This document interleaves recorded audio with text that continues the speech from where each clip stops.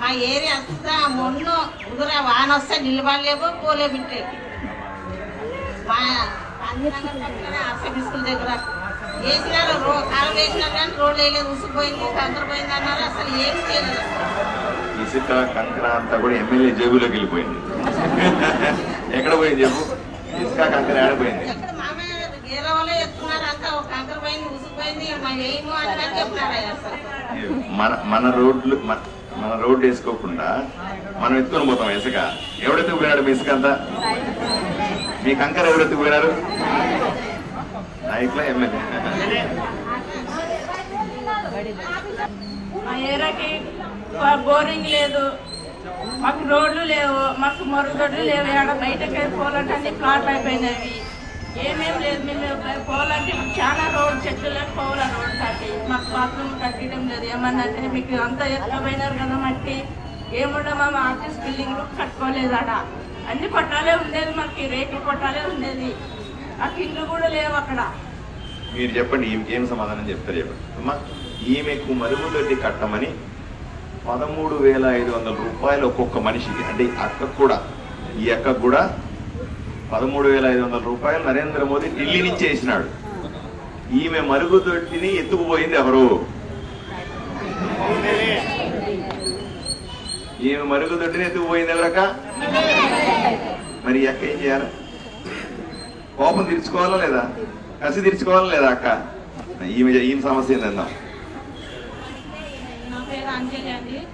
నేను కూలి వ్యాపారం చేస్తా. పెద్ద ఆపరేషన్ అయింది. నా కార్యకర్తలు పట్టించు అన్నాడు. నా ఇల్లు అమ్ముకున్నా. ఆర్బీటీ దగ్గర పోయిన మేడం సత్తా మేడం దగ్గర ఉంది. నాకు 9 లక్షలు పెట్టి ఆపరేషన్ చేయించింది. ₹1,00,000 2 లక్షల రూపాయలు సీఎం రిలీఫ్ ఫండ్ అన్నాడు. 35,000 ఇచ్చినాడు నాకు. నేను ఎవరిని అడుక్కోవాలా చెప్పండి?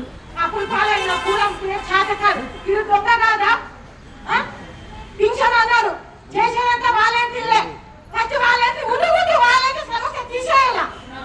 అట్లయితేనే బాగుపడతాం ఈ దేశం.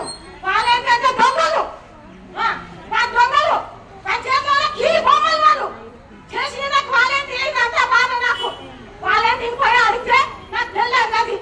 ఈ రోజు అప్పుడు పాలయ్యి ఇంకా అభిషేకంగా 100-200 కోసం నా పూట కట్టాలని వచ్చిన ఇంకా అందరు పెట్టుకున్నా. అదే మీ లక్షణాన్ని ఇంటి దగ్గర వస్తే 5,000 రూపాయలు మందులకి ఇచ్చినాడు. నా ఇంటి దగ్గర పోయి అడిగితే నా ఇల్లు అమ్మాలి అన్నారు మందులకి. మీరు ఎమ్మెల్యే కాదా? నీకు బాధ్యత లేదా? ఓటేపించుకుంటే నీకు బాధ్యత మందులు కనిపిస్తాం. 5 ఏళ్ళకి ఒకసారి నాకు మేము కనపడమని మేము మనుషులే. కొంత మళ్ళీ ఫోన్ చేసిన అన్నా నా పరిస్థితి ఇట్లుందంటే 1000 రూపాయలు ఇంటికి అన్న తెచ్చుకొని తిన్న పూట కట్టుకున్నా. ఈ రోజు కూడా మళ్ళీ అడిగితే నాకు ఇస్తారు. నా అన్నదండ మళ్ళీ నాకు నా ఓటు నాకు వచ్చినప్పుడు 15,000 అయింది. నేను ఎప్పుడు ఖర్చుగా ఓటేస్తా. నేను అంటే అందరికట్టు ఉండాలా? మీనక్షరాలు అంటే ఇప్పుడు అన్న వచ్చినారు. మన ఏ సమస్య ఉన్నా కూడా మన కన్నున్నాడని ఒక ధైర్యం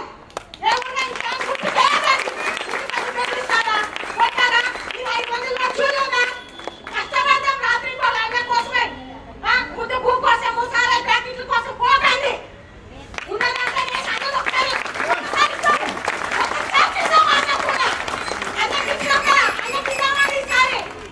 అన్నంటే ఏమైనా చూపించాలి సారి. ఎక్కడుంటే ఉండాలన్నారు కదా ఆ రోజు.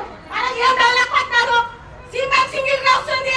పందులు గుంపులు అన్నాక సాగు సరే తీది ఇదైలాగు. ఇప్పుడు అన్న ఒకరు వచ్చినాడు. ఏం చేశారు తెలియదు.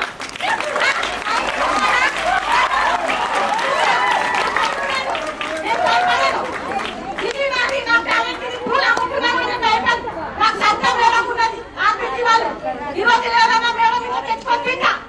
నేను ఓటికి తప్పుకు రాలే. మళ్ళీ ప్రేమ వద్దన్నా. ఎందుకు?